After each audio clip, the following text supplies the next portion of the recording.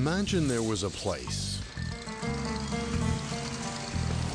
where all the weirdest ideas in warfare were brought together.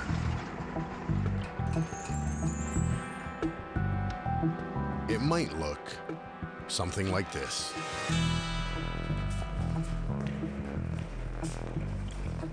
Buried in these boxes would be every bizarre weapon you can think of, and some you would never believe.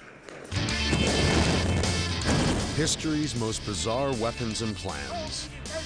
Despite their shocking and sometimes disturbing nature, every story we'll tell is entirely true.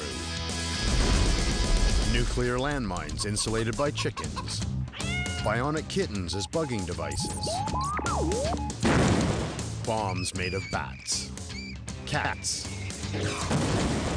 dogs, and pigeons. Exploding pancakes you can cook and eat.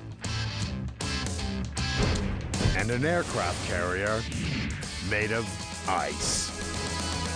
We're about to delve into the strangest recesses of military history. Every weapon you're about to see was actually considered for combat. But our experts are about to reveal the chosen few. The unique weapons that are so weird, they might just work.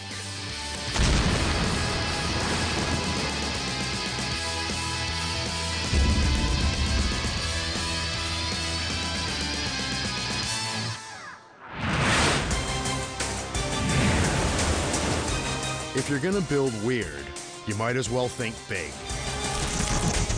And ideas don't come much bigger than our first weird weapon. Today's aircraft carriers are some of the biggest ships ever designed. More than 1,000 feet long, with armor 8 inches thick, and carrying 70 aircraft or more. But these are mere dwarfs compared to the brainchild of one British scientist. In 1942, he planned to build an aircraft carrier bigger than the Empire State Building, with impenetrable armor. And he would build it out of ice. Ice, as in frozen water?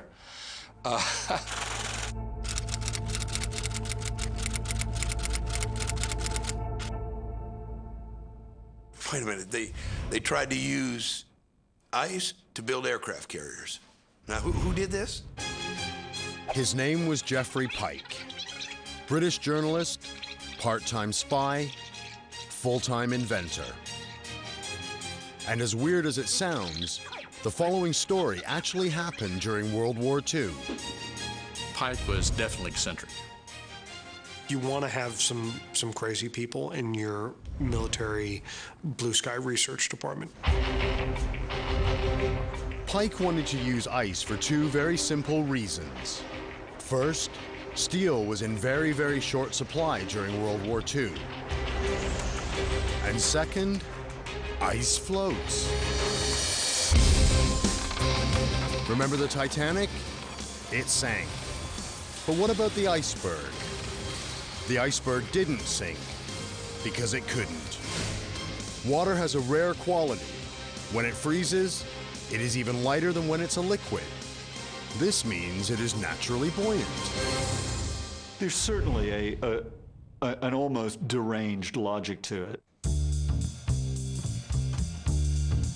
Ice might float, but as our high-tech test is about to show, ice is not ideally suited to your typical combat situation.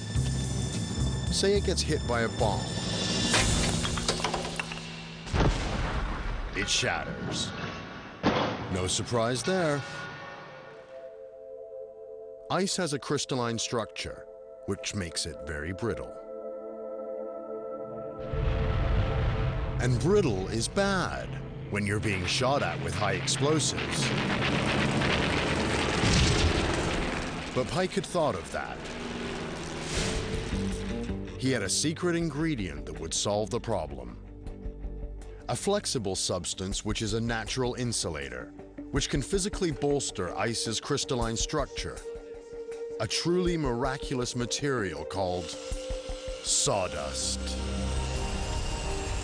The idea really is to exploit the sort of properties of two different materials and combine them together.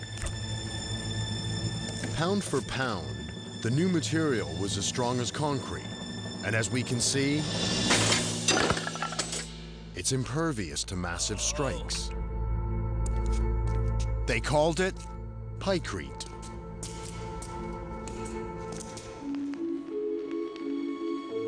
Lord Louis Mountbatten, the chief of combined operations, was seriously excited by this crazy idea. He hightailed it over to Winston Churchill's residence with a block of pykrete, but the Prime Minister was in the bath. He walked into the bathroom and he dropped a hunk of this stuff into the bath with Winston Churchill. A hot bath was ideal to demonstrate pykrete's final ace in the hole. Incredibly, after half an hour, the block still hadn't melted. This is because wood is one of the best natural insulators in the world. The way the heat goes through it is broken down, because every time you come to a little piece of sawdust in it, it's like a little blanket, keeping the next bit cold for a long time. Churchill thought this was great stuff, so he said, let's go with a project. Churchill was so impressed that he and Mountbatten took the plan to a top-level meeting with the US military. Mountbatten had a sales pitch that would silence anyone who dared doubt the wisdom of a ship made of ice. He fired a bullet into the pykrete. A pistol bullet travels at over 400 miles an hour and can punch a hole through a steel helmet at 100 yards. But it can't break pykrete. The bullet ricochets everywhere. The ricochet grazed an admiral's pants and wound up in the wall. The pykrete survived. Pike's unsinkable ice ship got the green light. Then, as history reveals, everyone got a little carried away. The Admiralty wanted a torpedo-proof hull 40 feet thick. The Fleet Air Arm wanted a deck 2,000 feet long for their heavy bombers. And the Navy wanted a rudder 100 feet high. It would be twice as big as a modern aircraft carrier. But they forgot one thing. To build this monster, they would need enormous refrigeration plants to cool the pykrete to minus 22 degrees Fahrenheit. And what are refrigeration plants made out of? The same rare material that had prompted the research in the first place: steel. It actually took more steel to build and refrigerate the thing than it did to actually make a ship of steel. There simply wasn't enough spare steel available to make a ship whose chief virtue was that it wasn't made out of steel. The idea of an ice ship simply melted away. Close but no cigar.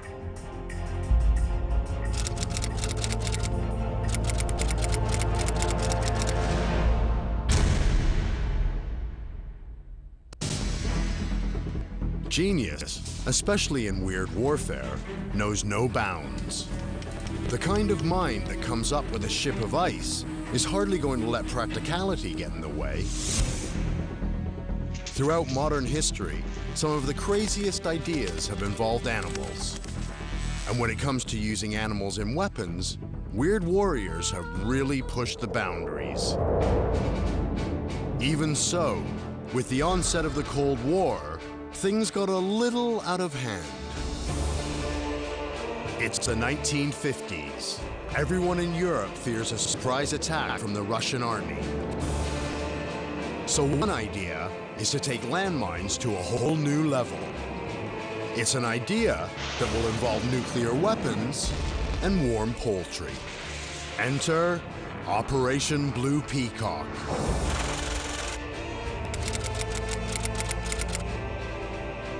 The story behind the Blue Peacock project is kind of a story about a perfectly reasonable idea that goes quite right off the rails.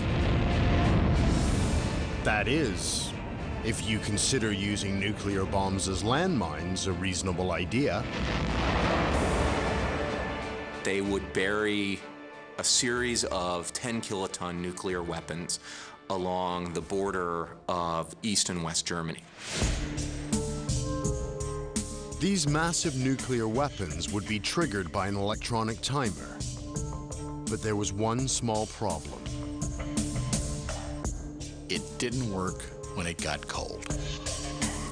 Electronic conductors are sensitive to freezing temperatures, and it gets very cold on this border in winter. But great military minds don't give up that easily. How do you keep them warm? They first tried thermal blankets. Didn't work. I suppose it could be some type of electronic heating device, or it could be a living, breathing animal that provides warmth and energy from its body. Bingo! They decided to surround them with chickens. And it was chickens.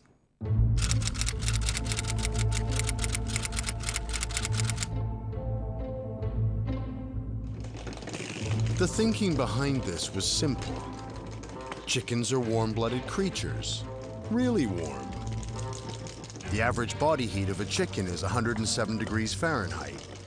If you put 40 chickens in a box, they raise its temperature by 8 degrees. So chickens could be used as natural insulators. That's just crazy.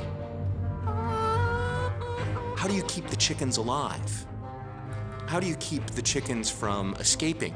How do you keep the chickens from pecking away at the bomb and disabling it? What do you do with all the chicken manure that they're going to be spreading around? Plans for the defense of the free world had clearly gotten carried away. Luckily, someone, somewhere, did a reality check.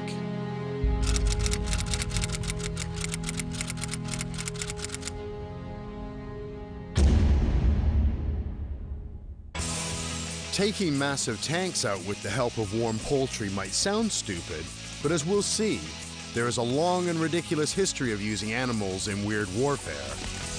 From pigeon-guided bombs to mosquitoes of mass destruction, weird warriors have tried every kind of trick to turn animals into weapons, including turning man's best friend into a canine tank buster.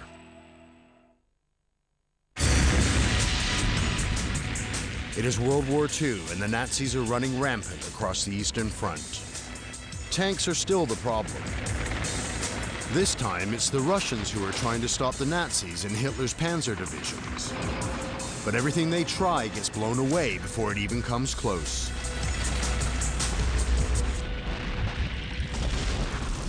The German tanks were phenomenal. They were very capable, and they were wreaking havoc. And you've got this problem. How do you knock out a tank? They didn't have all the munitions you may have now as anti-tank munitions. How do you take this weapon out of the battlefield? The best way to bomb a tank is from underneath. And to do this, the Russians needed a guidance system with speed, agility, and intelligence. Meet Shadow.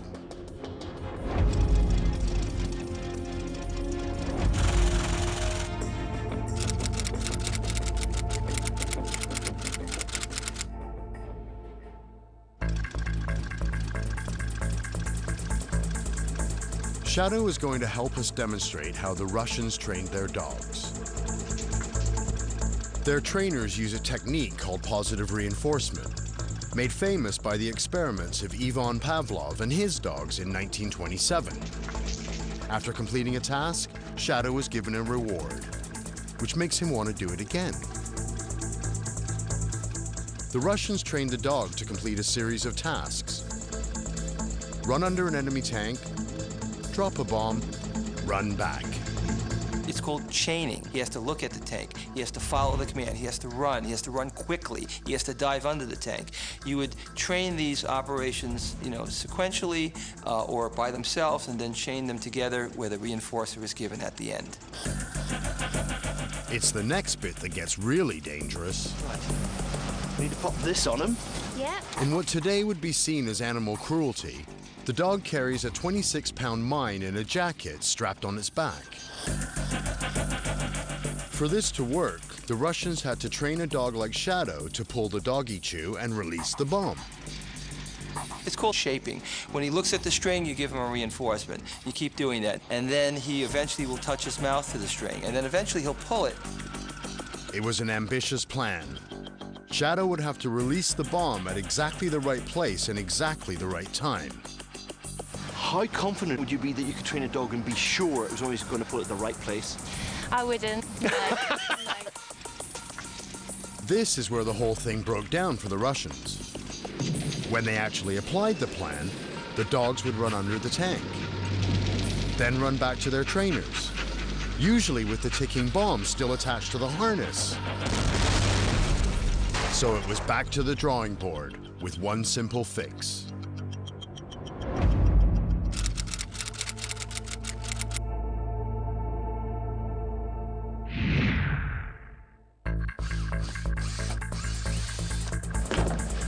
So what we have now is a trigger mechanism. When he goes under, this comes down, it detonates. In training, it works perfectly.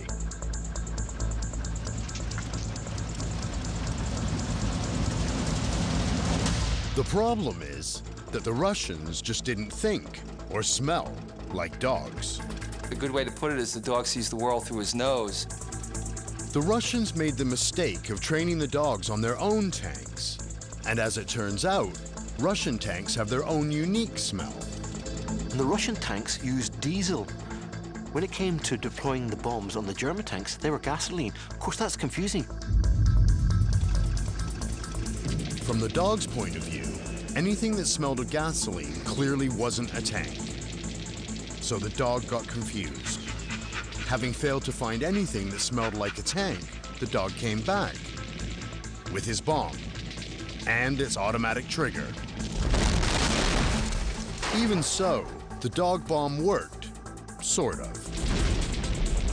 At the Battle of Kursk in August 1943, dog bombs took out 12 German panzers, which left the Germans with only 2,488 in that battle alone. The Russians never recorded how many tanks they lost to friendly fur.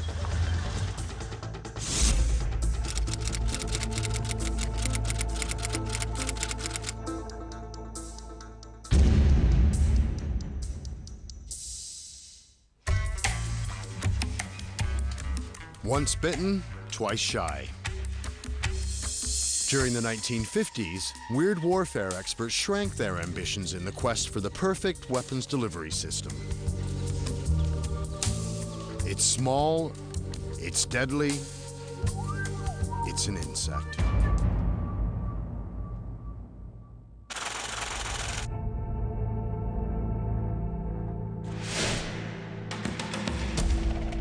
Aedes aegypti is a deadly mosquito that carries yellow fever.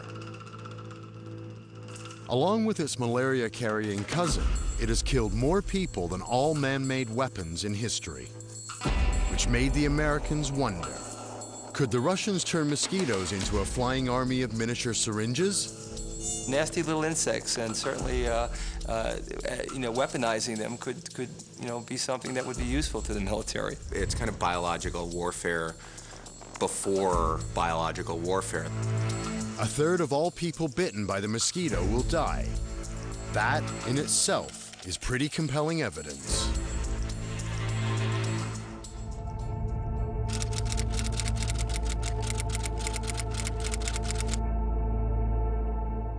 You're going to drop giant collections of yellow fever mosquitoes on the enemy and hope that an outbreak of yellow fever will knock them dead. But could the Russians really turn a mosquito into a weapon of mass destruction? The only way to find out was a live fire test. But the US military wanted to keep this research a secret, so they tested it in their own backyard. One of the things that stands out for me about Operation Big Buzz is that the US tested it on Americans. It is a fine spring day in May 1955. And the good citizens of Georgia are unaware that they are about to take part in one of the most fiendish mass experiments in the history of warfare. As the bombers drone overhead, nobody suspects that they are dispersing 330,000 mosquitoes across the state. They weren't infected with yellow fever, so there was no real risk of an outbreak of disease. And the goal was to see how far the mosquitoes would spread.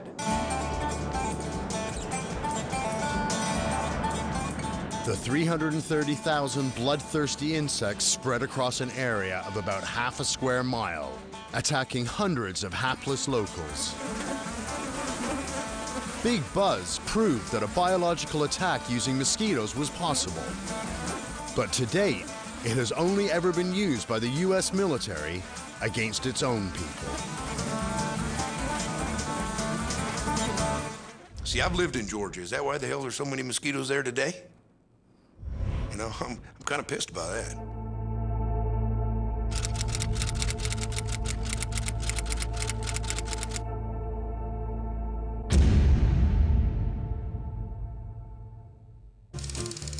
The problem with chicken mines, anti-tank dogs, and ships made of ice is that they're just too weird to work.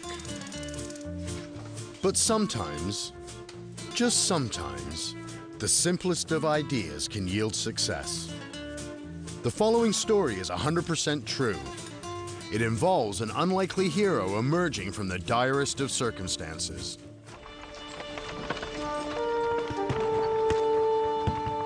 How do you call for help if you're surrounded and trapped in enemy territory? This was the question for the US 77th, the Lost Battalion, trapped in a French forest during World War I. They are surrounded by the Germans, but no one knows that they're in trouble. With casualties mounting, they desperately need to get a message back to headquarters. Communication is probably one of the most, if not the most important thing that you have to have on the battlefield. During the First World War, communication on the battlefield was a very, very hard thing to do. Under normal circumstances, what they did was they strung wire communication, telephone wire. But these are not normal circumstances. Their only hope for survival lies in the hands of a high-precision airborne delivery system. The Pigeon.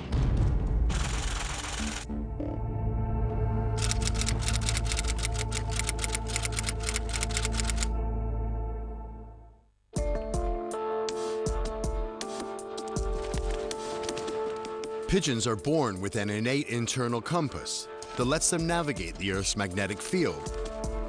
This is done through special cells that contain tiny little magnets. And in the case of birds, these are either located in the brain or in part of the beak. In World War I, pigeons were often used as couriers to send long-distance messages. And of course, the Germans knew that these pigeons carried messages and they became targets. One by one, the winged warriors of the 77th get picked off by the Germans. Finally, just one is left, named Cher Ami, French for dear friend.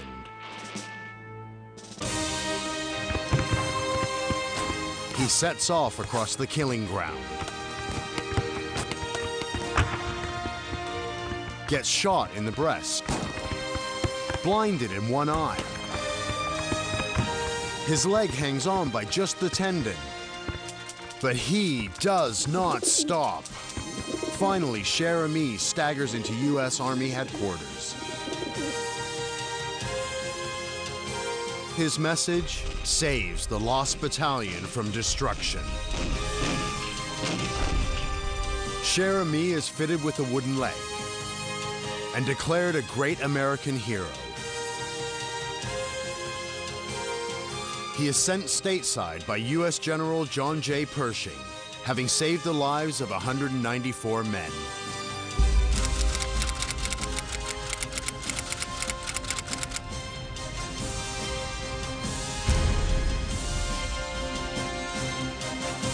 There's something called the Dickens Medal, which is awarded to animals for bravery, and the animals that have been awarded the most Dickens Medal are pigeons.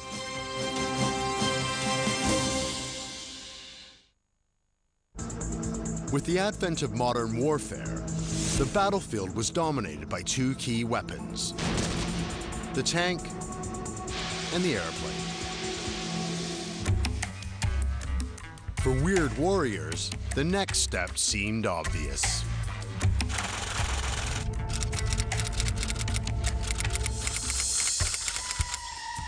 The idea of a flying tank, you can almost see it. Aircraft are new, tanks are new, you breed the two together and you've got the ultimate weapon. Duh.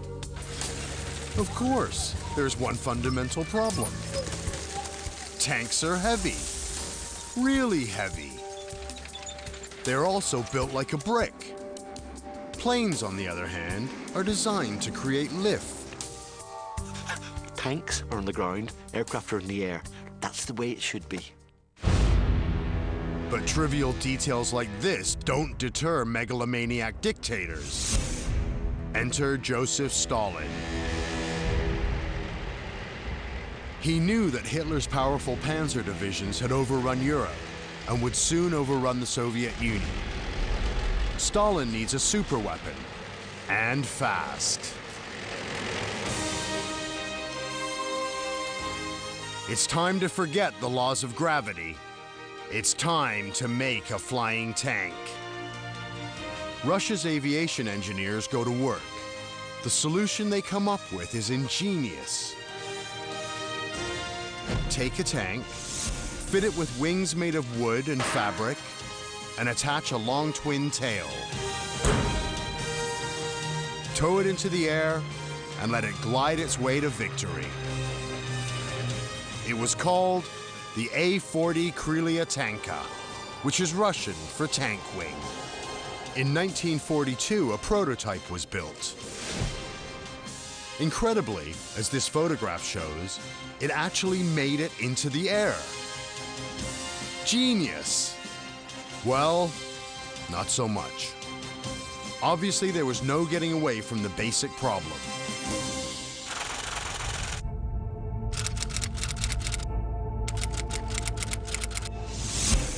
So there had to be a few minor modifications to the intimidating tank. Got rid of a lot of the firepower, got rid of a lot of the armor. Which was a bit of a problem. Actually, if you get rid of firepower, you get rid of armor, it's not a tank anymore.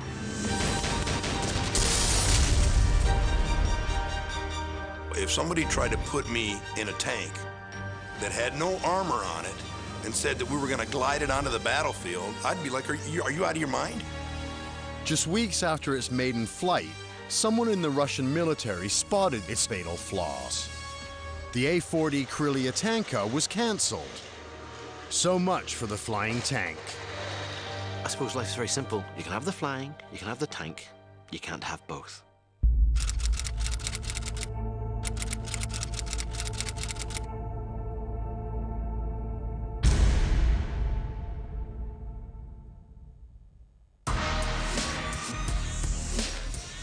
If you couldn't fly a tank and still rule the air, maybe you should try something else. By the late 1950s, jetpacks were all the rage. And it was every egghead's dream to emulate science fiction and get a man afloat.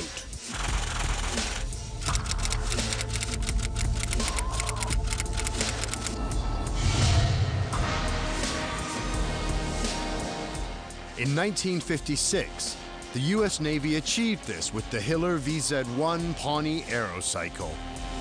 An airborne platform seemed a perfect way to get a scout to cover a lot of ground where they could see a lot of things.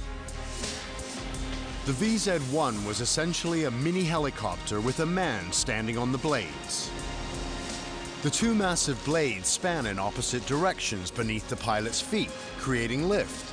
And it was steered by the pilot simply shifting his weight, a technique known as kinesthetic control. It's the same principle as riding a surfboard in midair. But even good riders tend to fall off surfboards. If you fell off the platform, you were going to get chopped up by these counter-rotating propellers. But that wasn't the real danger.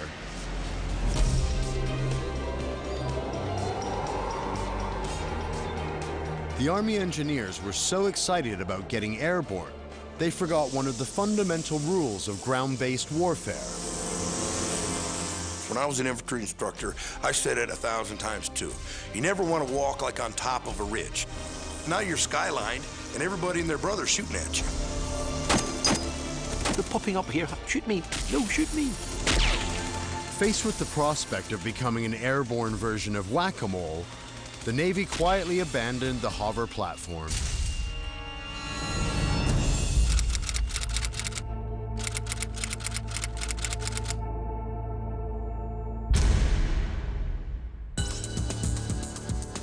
Weird warriors may not have conquered the air, but ever since man first fired a bow and arrow, they've dreamed of a missile that would know where it was going, get past any obstacle, and outwit any defense.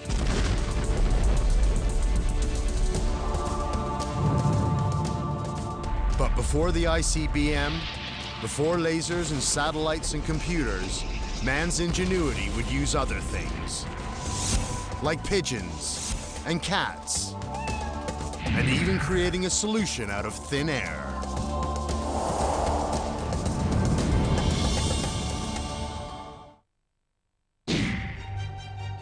Back in World War II, the Japanese had an audacious plan to bomb America.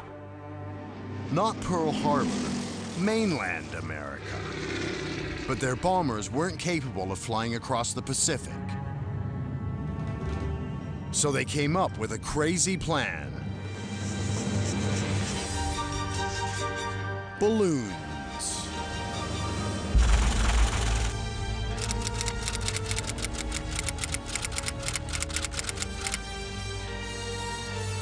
The idea was simple.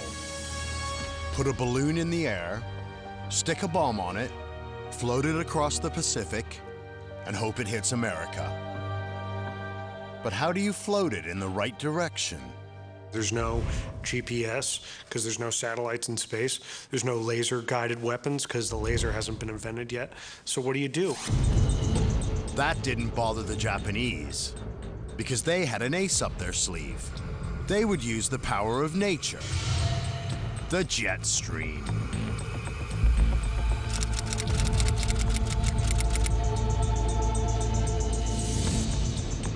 No one suspected the existence of the jet stream, apart from the Japanese at the time.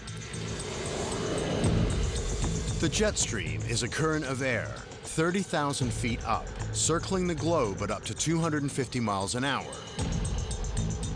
It flows west to east, from Japan directly to America. The jet stream over Japan is very, very, very strong.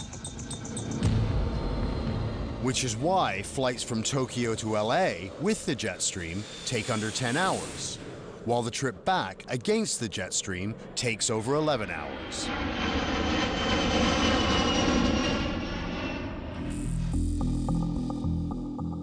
The Japanese were certain that the jet stream would carry their balloons all the way to the United States. Only problem is, the jet stream over the Pacific is less than 3 miles thick. And balloons aren't particularly prone to level flight. This is because the gases inside contract in the cold and expand in warm air, pushing the balloon out of the jet stream. You have to find a way of keeping your balloon in the fast wind to get it across all the way to America. But, as this US Air Force film shows, the Japanese had thought of everything. There's quite a lot of cunning technology which went into this. At night, as the balloon cools down and contracts, it sinks out of the jet stream. So the Japanese rig it to fire off ballast to maintain the correct altitude. In the daytime, the balloon warms up and rises again. So it vents the expanded hydrogen to stop the ascent. It worked. Though the bombs took 3 days to cross the Pacific, the Japanese had invented an ICBM, the Intercontinental Balloon Missile. By the standards of the day, this was a fantastic feat. The Japanese had come up with a bomb delivery system that could cross the Pacific, and actually launched it at North America.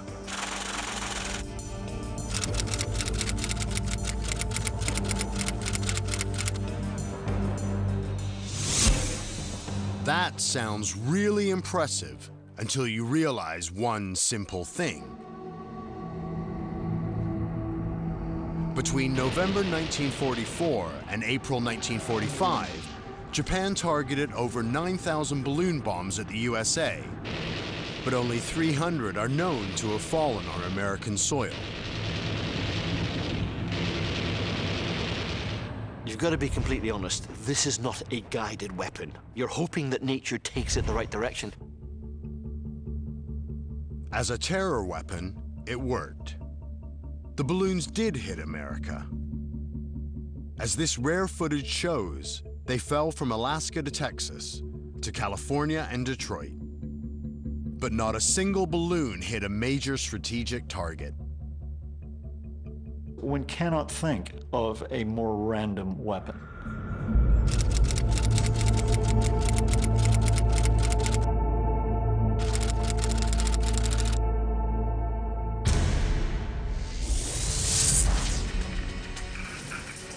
If you want to hit a target at more than 30 paces, you need a guidance system. And in the days before computers, that meant you had to get inventive. During World War II, some scientists in the US Navy were really inventive. They thought they had the perfect device.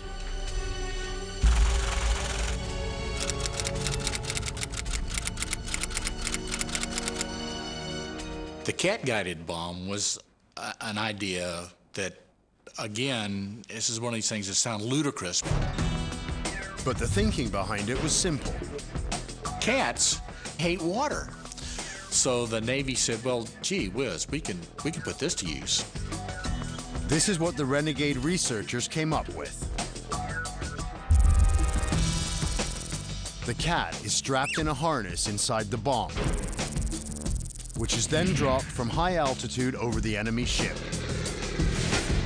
Because the cat doesn't want to get wet, it will try to guide the bomb onto the ship. As the cat twists and turns, the harness is designed so that the cat moves the tail fins to steer the bomb directly at the Japanese ships. Unsurprisingly, the idea didn't work for two simple reasons. First, cats aren't afraid of water. And even more importantly, the bomb generated so much G-force on the cat that the cat was rendered unconscious, so your guidance system was wiped out immediately. The cat-guided bomb sank without a trace. If somebody came up to me and said, listen, we're going to use cats to guide missiles, to drop it on a ship because cats don't like water, I'd probably punch you right in the face and say you're an idiot.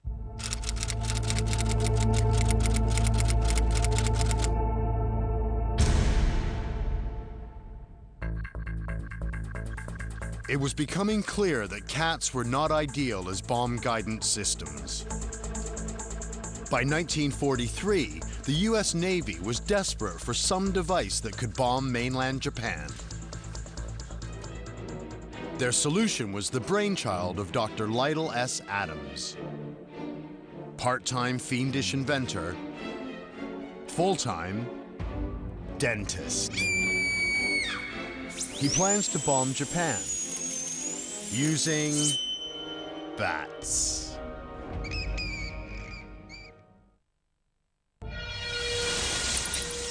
In 1941, Dr. Lytle Adams was visiting the bat cave of Carlsbad Caverns when he heard the Japanese had bombed Pearl Harbor. The two events fused in his mind, and he came up with a cunning plan.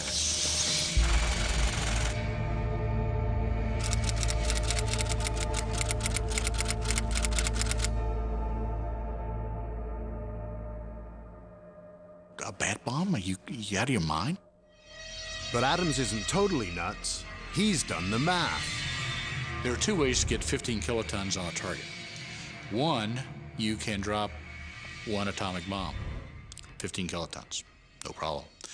The other way to do it is you use 1 million bats with a half an ounce of incendiary on them, or high explosive, same effect, 15 kilotons. Adams had thought everything through. Bats have an inbuilt guidance system, acoustic sensors. They carry their young in flight, so they're strong enough to carry explosives. They like to roost under building roofs. And Japanese buildings were mostly made of wood, bamboo, and paper, perfect for setting fire to. It all makes perfect sense. You get a big fire going with 1 million bats, you're going to incinerate the city. It's a weird combination of logic and insanity. The idea might have died, except one of his patients was married to a very powerful man.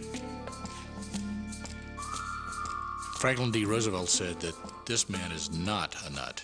I don't find it amazing that the president decided to go ahead with this. I think that they needed to try anything. And if the science showed that it could work and the tests showed that it worked, what do you got to lose? A $2 million research and development program gets underway. To make the tiny bat bombs, Adams uses a secret new invention, a jelly explosive called napalm. The Air Force will drop hundreds of containers, letting loose 1,000 bats at a time.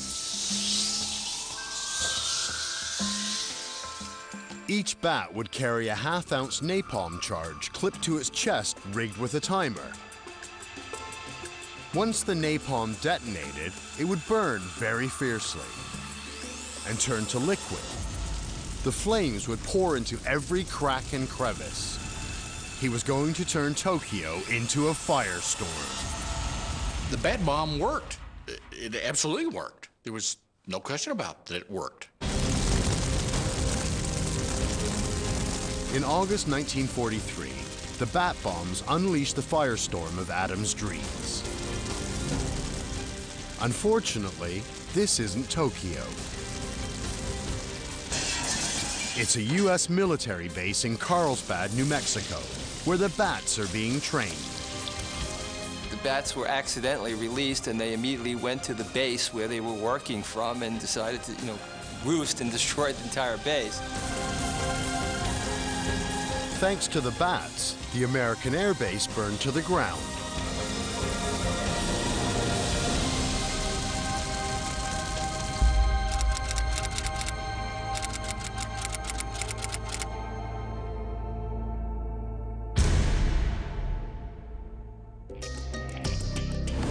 When it comes to guided weapons, whether balloons or bats, weird sometimes works.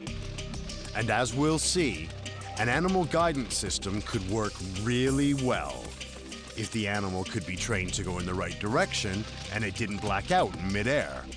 The answer was simple: the pigeon.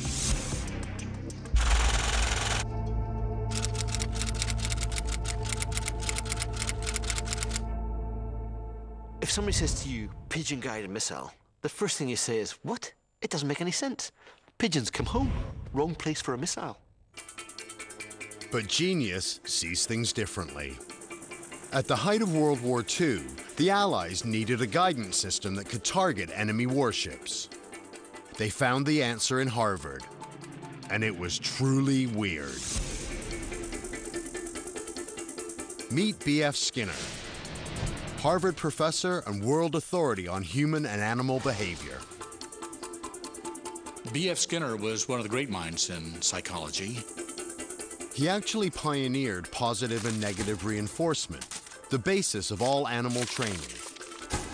Skinner was probably the greatest psychologist of the 20th century. Some people think Sigmund Freud was, but he was really a neurologist. After years of studying animals in the lab, Skinner discovered a priceless military secret. If a smart weapon needs a smart pilot, then pigeons are the top guns. They have exceptional eyesight. Their brains can process visual information 3 times faster than a human's. And Most importantly, they can be trained. They're very smart.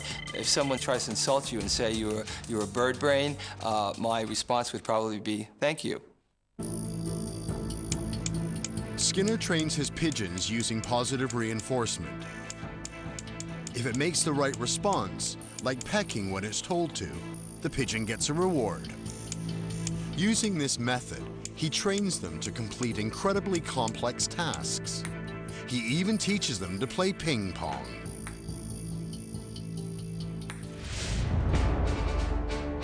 Project Pigeon gets full military funding. And Skinner comes up with a groundbreaking missile design. The pigeon's head is squeezed into a sock and is placed in the missile where it can see the target ship through the windows. When the missile goes off course, the pigeon pecks at the target ship. The pecking controls the tail fins, bringing the missile back on target. He's not thinking, I want to get that target, all right? But he is going to keep pecking when the target stays on the center, because that's when he was getting his food during training. A metal conductor was attached to the bird's beak to transmit its pecks to the guidance system. This footage shows Skinner's actual testing, using projected images of enemy ships. The pigeons hit the target with near-perfect accuracy. B.F. Skinner proved, beyond a shadow of a doubt, that a pigeon-guided bomb would work. Even though it tested well, the U.S. High Command simply could not bring themselves to trust their bombs to bird brains. Luckily for the pigeons, they pulled the plug. The super psychologist was ultimately stymied by a simple lack of trust. But wouldn't you love to see it? Imagine taking out the enemy with a pigeon. That's gotta be worth seeing.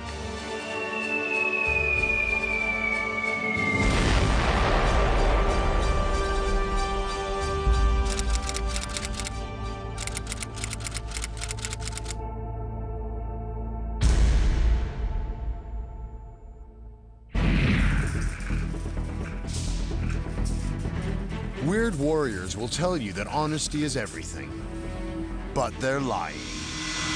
Deception works in war. In fact, it's very, very important. In weird warfare, you've got to fight sneaky. Winston Churchill said it was so important that the truth had to be surrounded by a bodyguard of lies. Things are never what they seem. Especially when dummies go to war.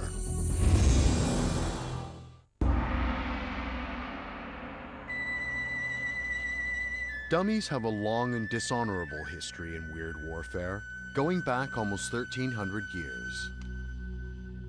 A fortress of the Chinese Tang Dynasty is under siege, and the defenders have run out of arrows. So their general comes up with a cunning plan. He's gonna make straw dummies and then lower them down the side of the castle at night. The dummies are bait, arrow bait. The enemy will think that this is an attack and will pepper them with arrows. The dummies are pulled back over the castle walls. And hey presto, instant resupply of arrows. The Tang people were rearmed. It's an absolutely brilliant scheme. Absolutely brilliant.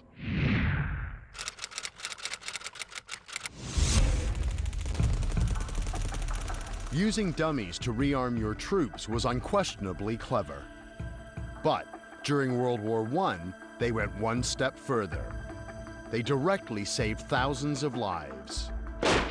During trench warfare, the British Army lost countless men to an invisible enemy.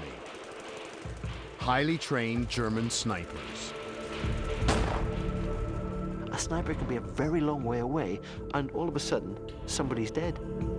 Eliminating snipers became priority number one. But how do you kill someone whose main job is to hide?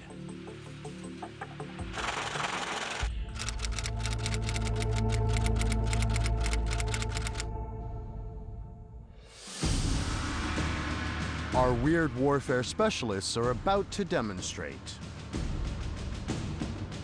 our enemy sniper is going to hide behind one of these 5 trees. Using a dummy, the home side has got to find and eliminate him.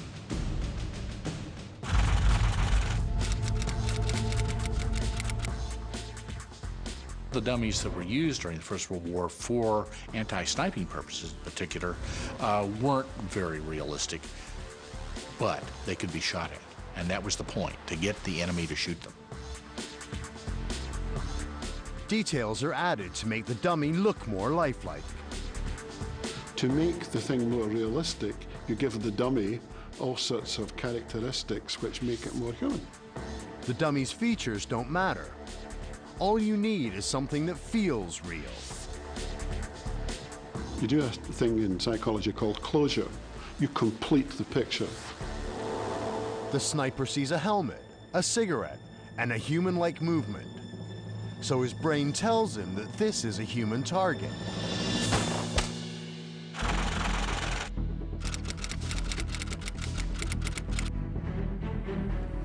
Because bullets travel in a straight line, the exit and entry wounds make a line of sight that points directly to the sniper's location.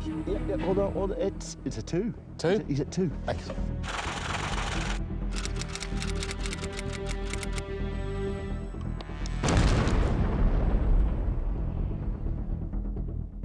Dummies appeared in numerous battles during World War I, including the Somme, and by some estimates saved more than 3,500 lives.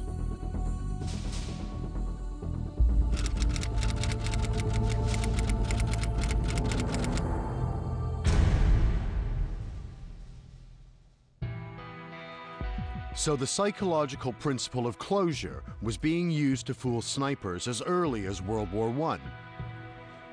But by the 1980s, scientists and spies had an even better understanding of how it could work. And one agent would use closure to help him vanish into thin air.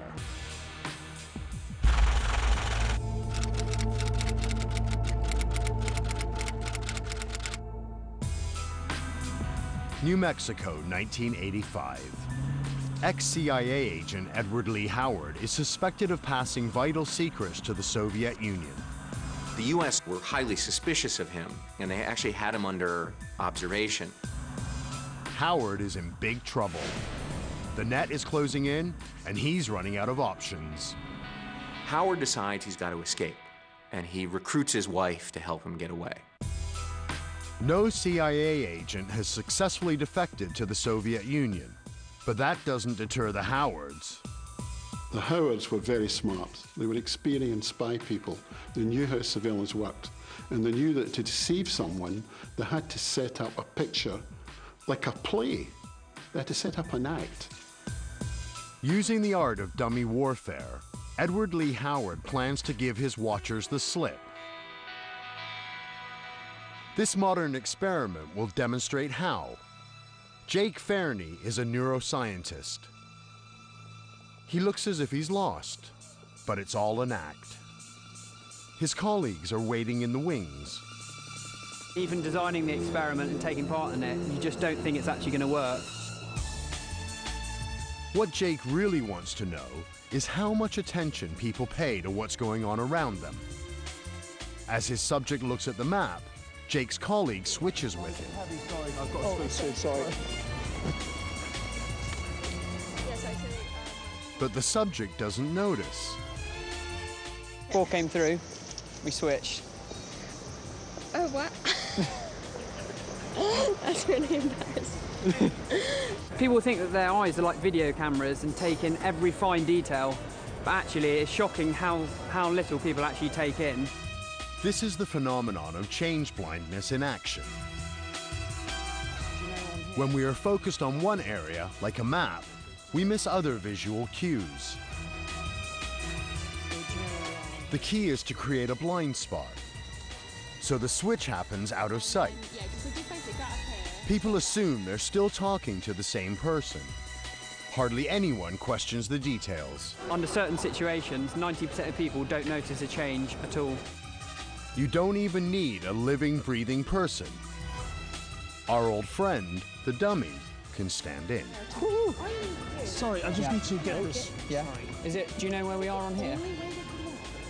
It's crazy. Yeah. Even when you've done the experiment over and over, just can't believe every time that it works.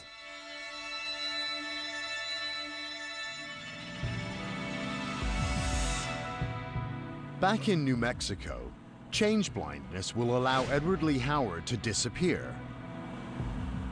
While driving with his wife, Howard plans to bail out of the car and be replaced by a dummy. You could, say, make a turn at a corner, bail out of the car, your buddy could pop the dummy, and the dummy would appear, and the pursuit would continue. But they have to be quick. They only have 5 seconds to get the dummy into position. So how do you come up with a compact and fast-acting dummy? As Howard was aware, the CIA had a solution, and it was truly bizarre.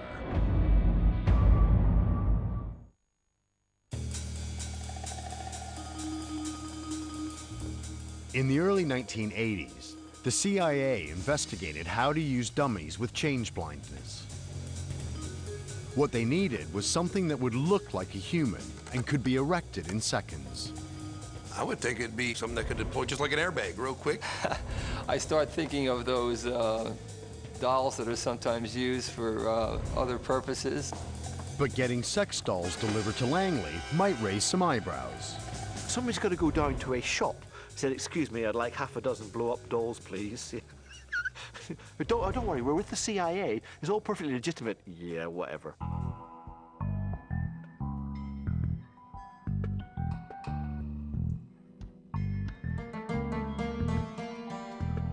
Our weird warfare scientists are about to test the very problem the CIA was trying to solve.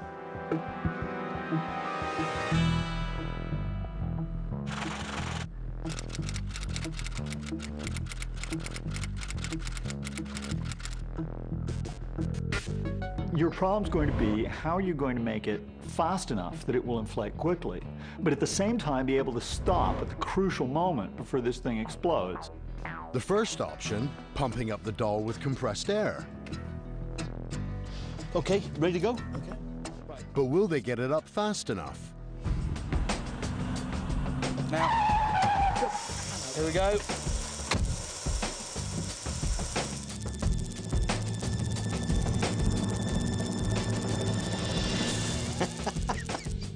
"10 seconds, much too slow, and the doll's still hanging a bit loose." A second option is, of course, to use some kind of compressed gas, and certainly the one that's most easily to hand is carbon dioxide, which you have in fire extinguishers. The extinguisher option. Much higher pressure, much faster, much riskier. For the doll, anyway. Come round the corner, braking now. Oh, wow.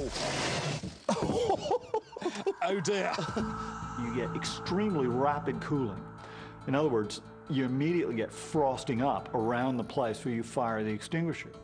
Frost and thin plastic don't mix. The fact is, sex dolls were never built for speed.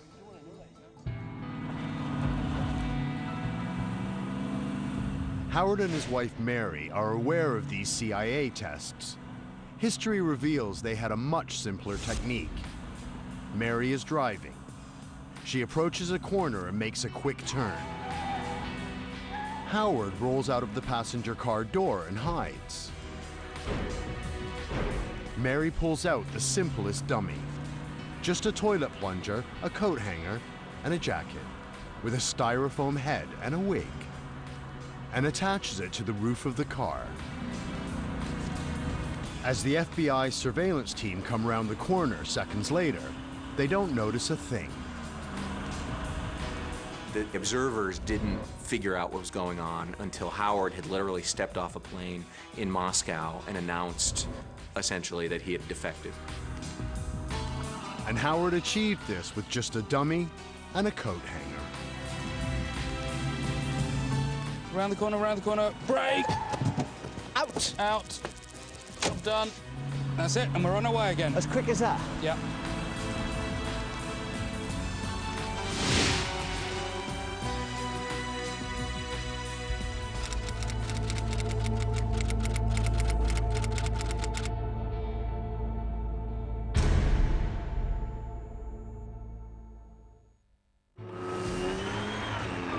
dummies might help deceive the enemy, but in contemporary warfare, big weapons, big planes, and big vehicles rule the battlefield. But almost 100 years ago, in World War I, opposing sides dug in deep and battled from the trenches. It was a slow process. Then, in 1915, something new emerged that would change warfare forever. That something was the tank.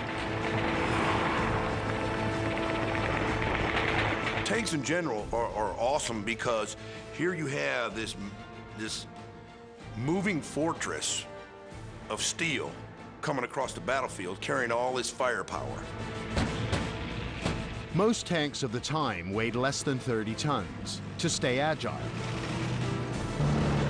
But one leader thought bigger was better.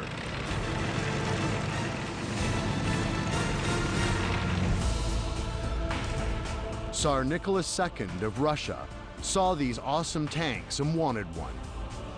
But he figured that if a 30-ton tank was good, then a super tank would be even better. Old boys like toys, and big boys like big toys.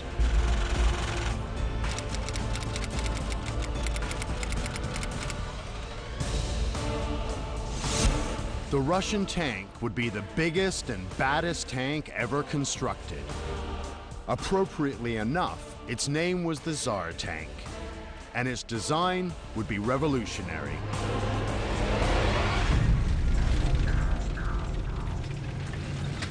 Most tanks have tracks to cross battlefield terrain, but tracks slow you down.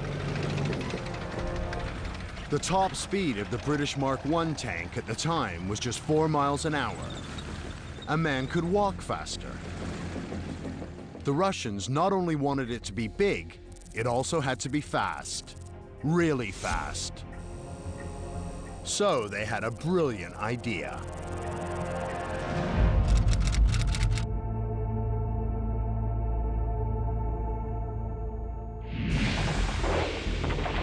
But there was a problem. Wheels can get stuck in the rough terrain of a battlefield. To overcome this, the engineers had an idea. Think big. As these simple demonstrations show, small wheels have real problems when confronted by rough terrain. But big wheels don't.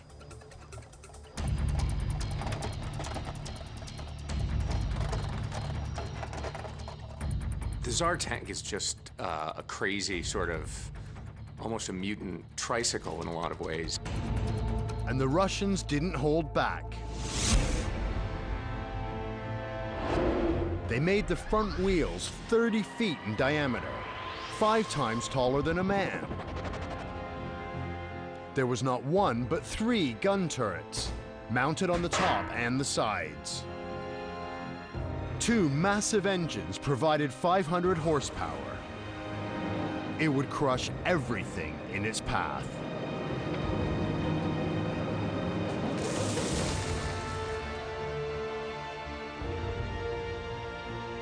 In August 1915, the Tsar tank was ready for its first trials.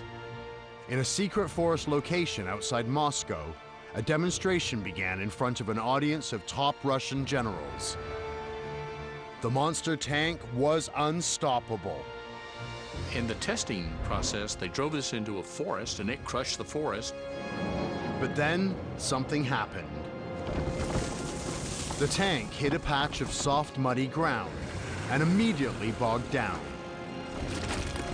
How could this have happened? Surely this is what the gigantic wheels were designed for. But there was a basic law of physics they'd forgotten.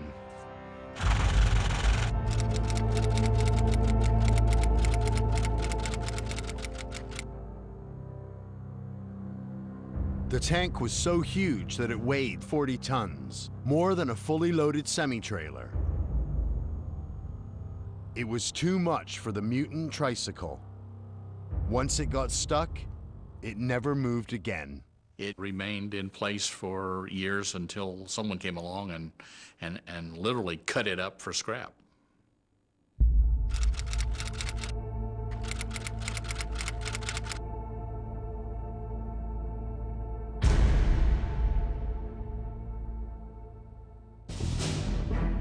Big wheels might not work, but in the mind of a homicidal lunatic, big guns were bound to be a winner. So it should come as no surprise that in World War II, Adolf Hitler set out to build the biggest gun in history.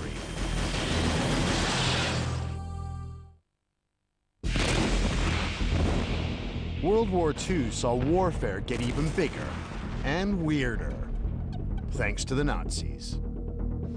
In 1943, they began constructing a colossal bunker near the coast of France, not too far from Britain.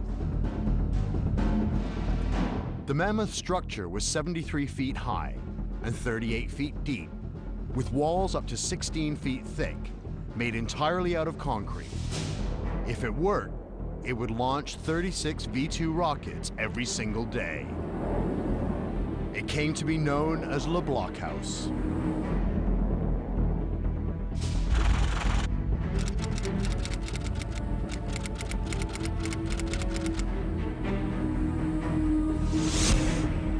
The Allies immediately mobilized massive bombing raids against Le Blockhaus. But the bunker was specifically designed to resist conventional bombs that exploded above ground.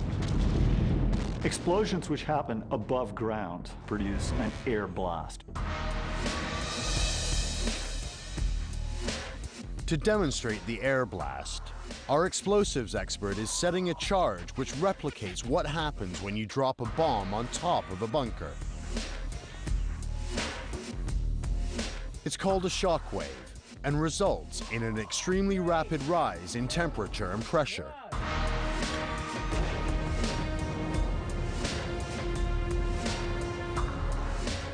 All that energy is absorbed by the bunker's walls, which are thick enough to withstand the blast. Despite the power of the explosion, the effect is minimal.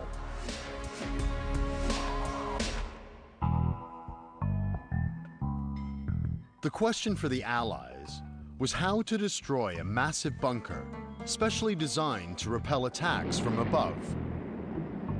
They needed someone who could think weird. They found him. His name was Barnes Wallis. Barnes Wallis was an absolute unique thinker. He was an aircraft designer, but he also designed the bouncing bomb. A bomb that bounces on water. Now that's our kind of engineer.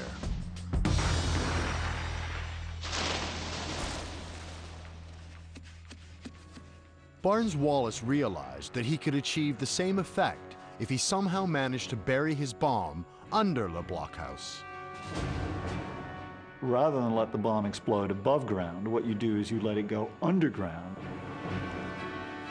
Earth is much denser than air, so it transmits a much more powerful punch directly to the foundations of the building. A mini earthquake.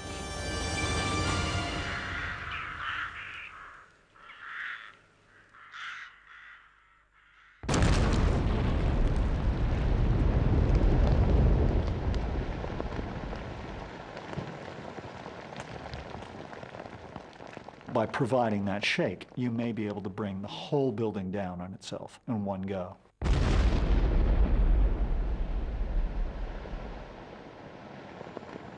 But the Allies couldn't exactly sneak into occupied France and start digging an enormous hole under one of the most fortified buildings in the world. So Barnes Wallis came up with a brilliantly offbeat idea. An absolutely massive self-tunneling mine.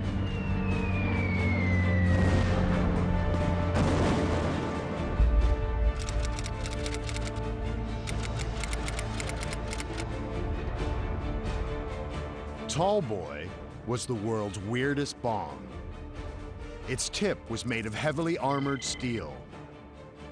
It was put into a specially modified bomber designed to carry its weight and dropped from 4 miles high.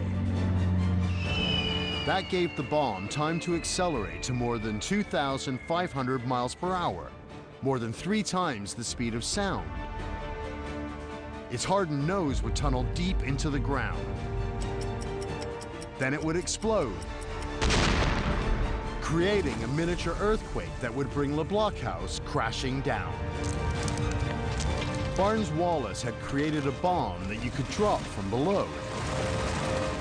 Now, it was time to put it into practice. June 19th, 1944. A heavily modified Lancaster bomber from RAF 617 Squadron flies over the channel with Tallboy on board. Destination, Le Bloc House. The Germans don't suspect a thing. The bomb enters the ground, and as Wallace predicted, sets off a mini earthquake. The mission is a success. Le Bloc House is damaged beyond repair, and the V-2 rockets are put out of commission for good. Today, earthquake bombs are called bunker busters, and they're still in use by the U.S. Air Force.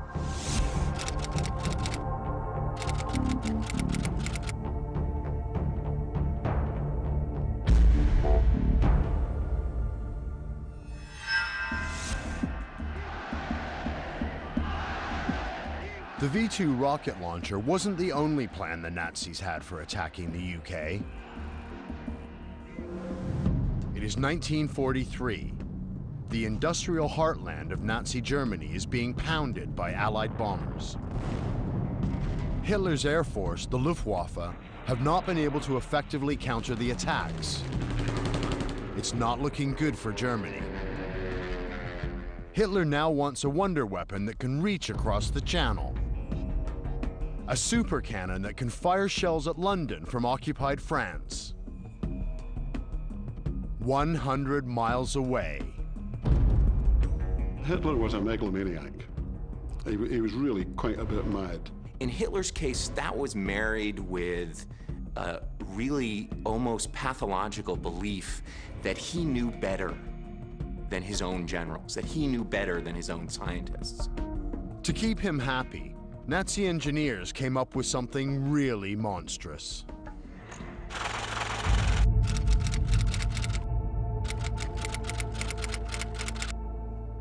The barrel alone would be 490 feet long, twice as long as a jumbo jet. To maximize range, it needed an angle of 45 degrees. So to support its weight, it had to be dug into the ground. To power the shell all the way to London, over 100 miles away, they fitted rocket boosters along the barrel. As the shell went past each booster, the explosive push increased its speed.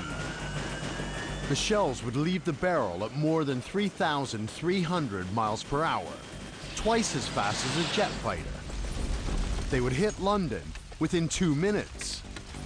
And unlike a bomb or a missile, you wouldn't hear it coming. They called it the V-3 Supergun. By March 1944, it was almost ready to wipe out Britain. But a gun this big is really tricky to hide. Everybody notices. The French resistance notices, the locals notice, and they notify the British and Americans, who immediately start going after it.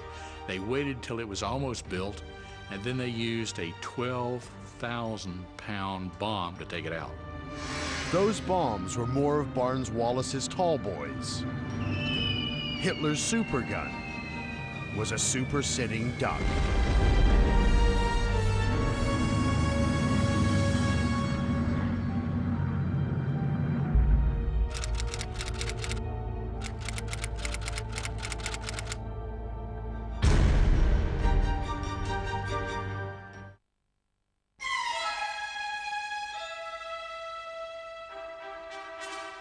In the 20th century, the most vital fields of conflict disappeared from sight and hid in the shadows.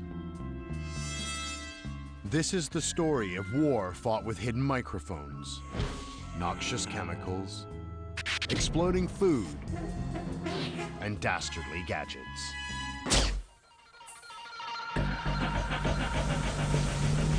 (1942).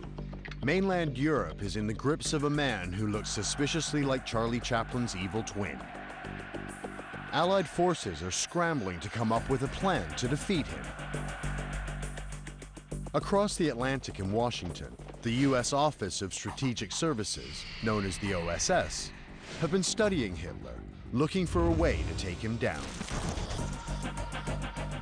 Based on his behavior, they believe he exhibits what they consider to be female tendencies, like poor emotional control and violent, passionate outbursts. They plan to use this to their advantage. That's nothing more than crazy. It suggests more, I think, about the psychology of the American agents who came up with it and sort of an obsession with masculinity than it does an actual effective weapon of war. That wasn't going to stop the male chauvinists in the OSS. Their plan was simple, but more than a little weird. Based on their findings, they thought it would be easy to turn Hitler into a girl. They were going to expose him to a cocktail of estrogen and other things in the hopes that he would lose that iconic mustache.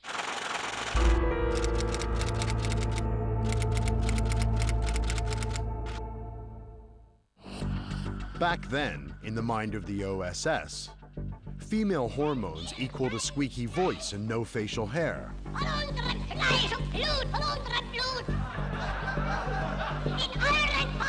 A direct attack on the most evil mustache in history. The plan had one fatal flaw. Giving a man estrogen will not make his facial hair fall out or his voice go squeaky. But they went ahead with it anyway. They paid Hitler's gardener to spray his food with estrogen. But they never got to find out that the plan was flawed, because the gardener simply ditched the estrogen and pocketed the cash. After all, it's not like the OSS could turn up on his doorstep and demand their money back, could they?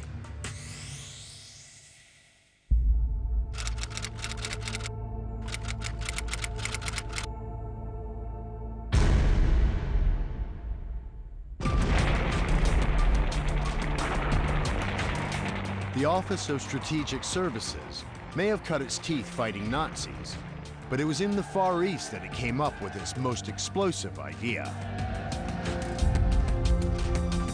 November 1942, OSS secret agents in Japanese-occupied China are working with the natives to sabotage Japanese supply lines.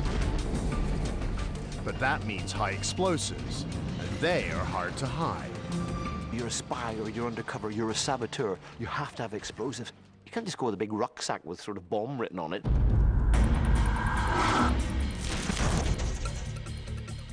The OSS has a simple plan. Disguise the explosives as something completely innocent.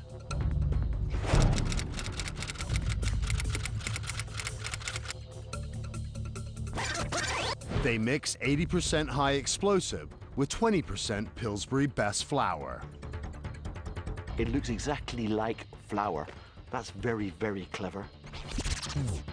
The OSS named it after America's most famous pancake mix, Aunt Jemima. And they're certain it will get past the guards at any checkpoint. I think it's ingenious. I'd see a bag of flour. I wouldn't, think that that was explosive material. But what if the guards decide to confiscate a bag of exploding flour and make a pancake out of it? Our weird warfare explosives expert is about to cook a pancake using the original OSS formula. Take 3 cups of military-grade Aunt Jemima, a little baking powder, milk, 1 egg, and melted lard. Now start grilling and stand well back. The secret lay in the high explosive they used, called HMX. HMX not only looks like flour, it's also highly resistant to heat. During testing, the OSS let one of their special pancakes burn to a crisp, but it never exploded. Not only could you cook the pancakes, you could eat them safely, taste a little strange, but you wouldn't get poisoned. And even after whisking and baking, it could still fulfill its real purpose. Our explosives expert is going to demonstrate using the pancake he just made. Even though he's cooked it to a crisp, he can still attach the pancake to a makeshift telegraph pole using more of the dough and some tape. Insert 2 military-issue blasting caps into a lump of plasticine, and presto!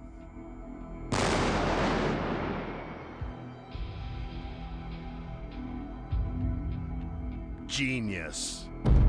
It was smuggled into China, and Chinese guerrillas used it against a bridge across the Yangtze River, and it worked.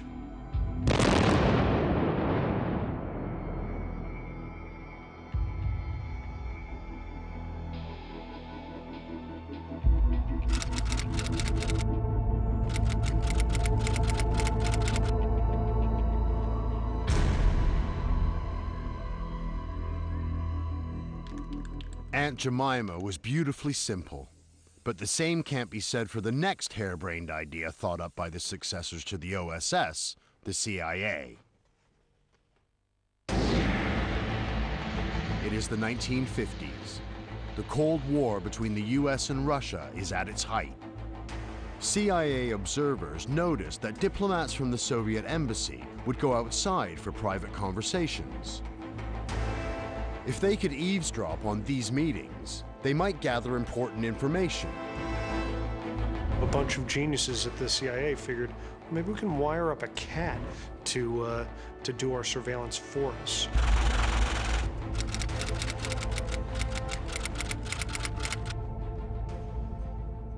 Two enemy agents sitting there talking, and here walks up a cat. They don't think anything of it. I don't doubt they tried to do that at all. In 1961, the CIA launched Operation Acoustic Kitty, the most ludicrously complicated method of getting a microphone near a park bench ever thought up by man. CIA vets implanted a microphone into the ear canal of a cat. They put a transmitter into the cat's neck, where there's a natural loose pocket of skin. Then they ran a wire along the cat's spine to the tail to make an antenna, powered by the smallest battery they could find. The finished article? A bionic, acoustically equipped Super Kitty. But no matter what you call it, a cat is still a cat. This was clearly a plan thought up by a dog owner. Dogs you can train. Cats, not so much. I've trained dogs before, but cats, they do whatever the hell they want.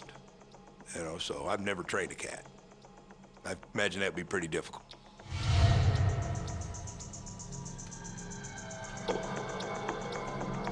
But inconvenient biological facts were not going to deter the CIA.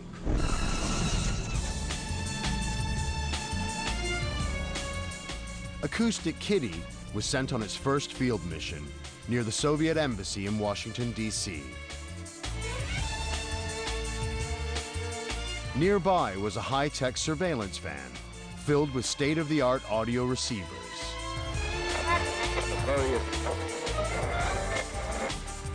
Everything was set to record real high-grade intelligence as the cat approached the bench. When suddenly,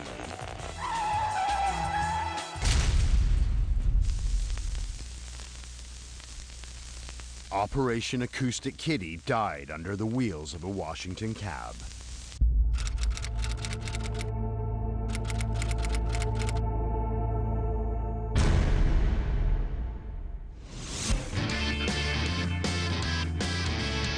It takes a special kind of mind to come up with weird weaponry, the kind of mind that is unfazed by reality, ridicule, or abject failure. For every weird weapon that works, 10 fall flat on their face. But despite these odds, weird warfare scientists remain undaunted. Whether it be pigeon-guided missiles, exploding food, or ships made of ice, Weird warfare has a long and ridiculous history of taking the utterly bizarre and turning it into something that might just work.